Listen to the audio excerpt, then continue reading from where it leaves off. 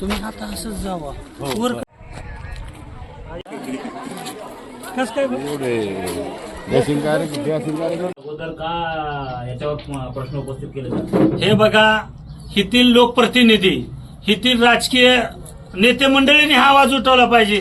आम्ही 400 किलोमीटरहून ही सेवा करण्यासाठी इथे येत असतो दरवर्षी, आणि आम्हाला वर्षानुवर्षे हे असंच दिसतंय. म्हणून आम्ही तुमच्या माध्यमातून खंत व्यक्त केली जाते. त्याच्या संदर्भात पण आम्ही आवाज उठवणार आहे. स्थानिक जे पुढारी नेते आहेत, जे आमदार खासदार आहेत, ते निष्क्रिय असं म्हणायचं तुम्हाला? हे बघा, मी त्यांच्यावर टीका टिप्पणी करणार नाही, कारण मला इथं राजकारण करायचं नाही. पण तुम्हीच बा समजा काय आहे ते. त्यांनी विकास करायला पाहिजे.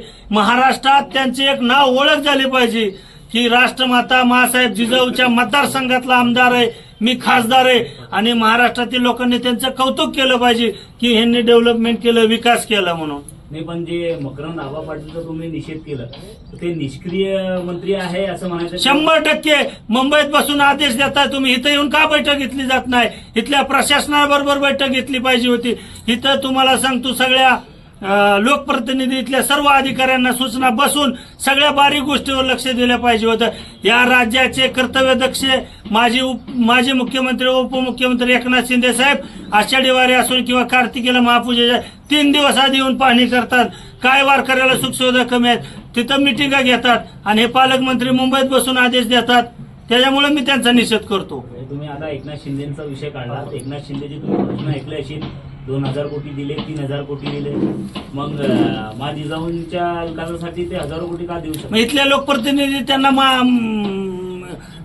मागणी केली पाहिजे ना.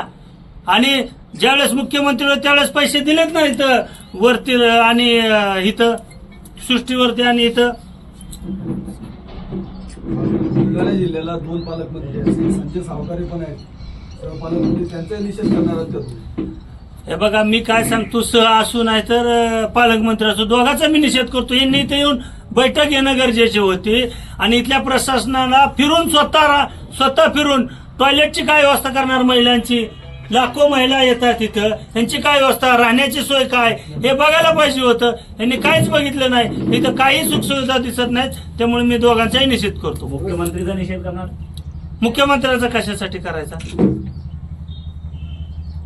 मुख्यमंत्र्यांना लक्ष द्यावं असं वाटत नाही? मी राज्याच्या मुख्यमंत्र्याला विनंती करतो की पालकमंत्री इथं लक्ष देत नाही, म्हणून आपण लक्ष देण्यात यावं अशी मी विनंती करतो. तुम्ही सिक्युअर राज्याच्या विकास आराखड्याच्या संदर्भामध्ये नेहमी सातत्याने प्रश्न केला जातो. तुमच्या लक्षात आलं गेल्या 7 वर्षापासून तुम्ही येतात, गर्दन कारभार सोडता, कुठल्या प्रकारचं प्रशासनाचं शासनाचं लक्ष नाही. यासाठी मराठा क्रांती मोर्चा वर्षभर किंवा आता पुढील काळामध्ये काय मोठा आंदोलन उभं करणार? 100% करणार आहे. आता आम्ही लवकरच इथं राज्याची बैठक घेऊन इथं का डेव्हलपमेंट केलं जात नाही याचा जाब विचारणार आहे, आणि सरकारच्या विरोधात मोठं आंदोलन उभं करणार आहे. आणि येथील सर्व मंडळीला, जिल्ह्यातले मी आवाहन करतो की महाराष्ट्रातून एवढे जिजाऊ भक्त येतात. इथं तुम्हाला सांगतो, डेव्हलपमेंटचा खूप प्रश्न आहे. इथं पार्किंग नाही आलेल्या लोकांना गाड्या वगैरे लावण्यासाठी, आणि इथं टॉयलेट नाहीत महिलांना, युवकांना, किंवा सुखसुविधा नाहीत. त्याच्यासाठी आपण आवाज उठवा, आम्ही तुमच्या सोबत आहे. इथं राजकारण म्हणून नाही, एक भक्त म्हणून आमची सेवा करण्याची इथं इच्छा आहे, आणि सेवेच्या अनुषंगाने आमच्या कुठंतरी पोटतिडकीने आम्ही तुम्हाला बोलतोय. आम्हाला चित्र स्पष्ट समोर दिसते. म्हणून दरवर्षी हे आयोजन समिती म्हणजे मराठा सेवा संघ आणि पोलीस प्रशासनाच्या समन्वयाचा अभाव जाणवतो. म्हणजे अनेक किलोमीटर अंतरावर पोलीस गाड्या अडवतात, आणि परिणामी काय होतं की बऱ्याचशा जिजाऊ भक्तांना मग ते दर्शन न करताच परतावं लागतं. यावर्षी तुम्ही काही पोलीस अधीक्षकांची भेट घेणार आहात का? नाही, मी नाही घेणार. कारण का पालकमंत्र्याचं काम होतं इथं. या जिल्ह्याचा प्रमुख म्हणून कोण आहे? पालकमंत्री. त्यांनी इथल्या प्रशासनाशी, इथल्या समितीशी, इथल्या चळवळीतल्या तुमच्यासारख्या पत्रकार बांधवांशी बैठक घ्यायला पाहिजे होत्या. उपाययोजना करण्यासाठी सूचना करायला पाहिजे होत्या. त्यांनी केलेच नाहीत. त्यामुळे मी त्यांचा निषेध केलाय. दोन्ही पालकमंत्री ज्या जिल्ह्यामध्ये सध्या असतील तिथं तुमचे कार्यकर्ते त्यांना घेराव घालणार?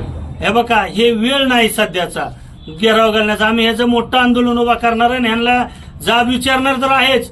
पण मराठा क्रांती मोर्चाची राज्याची बैठक घेणार आहे लवकरच. 12 जानेवारी संपल्यानंतर आणि मग हेच तुम्हाला सांगतो यांनी कुठं कुठं काय काय यांनी चुका केल्यात या संदर्भात आम्ही हे आंदोलनाचा इथून इशारा देणार आहे राज्याच्या मुख्यमंत्र्याला.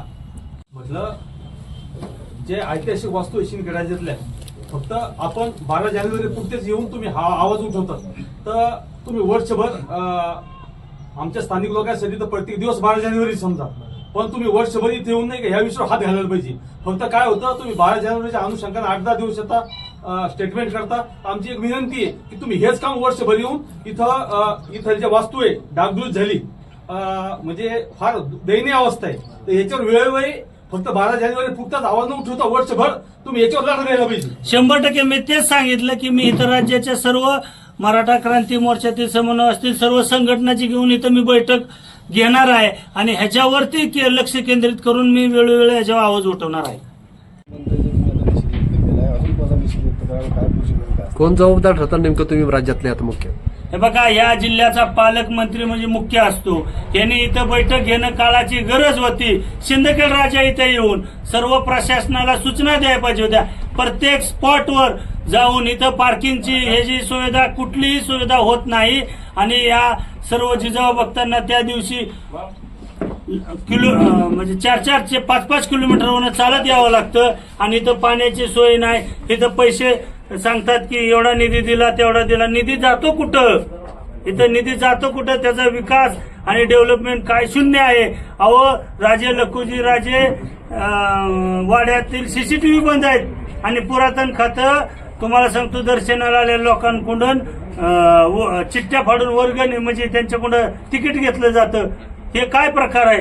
म्हणजे राज्यातील पर्यटन मंत्री आणि सांस्कृतिक मंत्री यांनी तात्काळ इथं लक्ष देणं गरजेचं आहे. तुम्ही केंद्राशी संपर्क करा आणि इथं जे जतन वस्तू केल्या पाहिजेत मासाहेब जिजाऊंच्या येथील ते तुम्हाला सांगतो तात्काळ सुशोभीकरण विकास होणं काळाची गरज आहे. काय भूमिका असणार? मी मराठा क्रांती मोर्चाच्या महाराष्ट्रातील समन्वयकांना इथं सिंदखेड राजा येथे 12 जानेवारी झाल्यानंतर राज्याची बैठक बोलवणार आहे, हाक देणार आहे आणि इथं बैठक घेऊन महाराष्ट्रात मोठं आंदोलन उभा करणार आहे की ऐतिहासिक वस्तूचं जतन होणं काळाची गरज आहे. महासाहेब जिजाऊ हे आमचे श्रद्धास्थान आहे आणि या श्रद्धास्थानाचं जर विकास होत नसेल तर मी तुम्हाला सांगतो मोठं आंदोलन उभा करणार आहे. बुलढाणा जिल्ह्याला मा जिजाऊ नगर करावं अशी मागणी आहे, तुमची काय भूमिका? 100% जसं उस्मानाबादचं धाराशिव केलं, औरंगाबादचं छत्रपती संभाजीनगर केलं,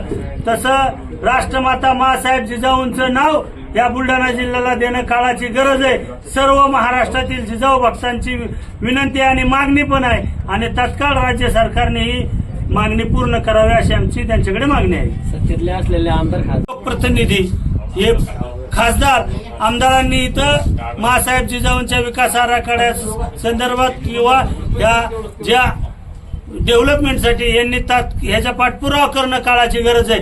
यांनी नाही केला तर आम्ही मराठा क्रांती मोर्चा म्हणून आम्ही पाठपुरावा करणार आहे. निष्क्रिय ठरले का सगळे आमदार खासदार? हे बघा मी राजकारण म्हणून बोलत नाही, मी कुणावर टीका करणार नाही, पण त्यांनी एक या बुलढाणा जिल्हा मासाहेब जिजाऊंचा जिल्हा आहे म्हणून छाती ठोकपणे पुढे येऊन जे काम करायला पाहिजे होतं ते काम केलेलं दिसत नाही. तुम्ही मागच्या वेळी समृद्धी महामार्गावर शिवाजी महाराजांच्या पुतळ्यांची मागणी केली होती, ती पूर्ण होताना दिसली नाही. बघा मी राज्याचे कर्तव्यदक्ष माजी मुख्यमंत्री व आताचे उपमुख्यमंत्री एकनाथ शिंदे साहेब यांना भेटून निवेदन दिलं होतं. त्यांनी तात्काळ आदेश केला होता MD अनिल गायकवाड यांना, MSRDCचे MD, आणि त्यांनी 2 वर्षामध्ये अनिल गायकवाडला मी 2 वेळा भेटलेलो आहे. त्यांनी अजून कुठली मला स्वतः सांगितलं होतं आपण स्वतः जाऊ, त्यांनी खाली पत्र पाठवलं, त्याचं एस्टिमेट आराखडा अजून काहीच केलेलं नाही. जर पुढच्या 12 जानेवारी पर्यंत जर बालशिव आणि महासाहेब जिजाऊंचा जर पुतळा जर उभा नाही राहिला समृद्धी महामार्गाला तर या अनिल गायकवाडच्या तोंडाला काळं फसल्याशिवाय राहणार नाही, एवढं तुम्हाला मी सांगतो. अहो 100% 12 दिवस वर्षभर इथं महोत्सव चालला तर कमी. या महासाहेब जिजाऊंनी या महाराष्ट्रात एक छत्रपती शिवाजी महाराज सारखा राजा घडवला आणि या महाराष्ट्रावरती महासाहेब जिजाऊंचे उपकार आहेत. महासाहेब जिजाऊंमुळे आज या महाराष्ट्राची ओळख आहे आणि इथं वर्षभर महोत्सव चालला पाहिजे. अशा उपाययोजना सरकारने केल्या पाहिजे. फक्त छत्रपती शिवाजी महाराजांचं नाव घेऊन प्रत्येक पक्ष आणि प्रत्येक राजकीय नेता फक्त त्यांच्या स्वार्थासाठी का उपयोग करतात. माझी सर्वच पक्षातील पक्षप्रमुखाला विनंती, तुम्ही इथं या, पहा आणि मग तुम्हाला सांगतो इथं काय विकास होणं काळाची गरज आहे, ह्याच्यावर आवाज उठवणं काळाची गरज आहे. म्हणून मी तुम्हाला सांगतो लवकरच इथं बैठक घेऊन मोर्चाचं आयोजन तुम्ही करणार पालक- पाहिजेत व राज्याच्या मुख्यमंत्र्याला पण मी भेटून निवेदन देणार आहे.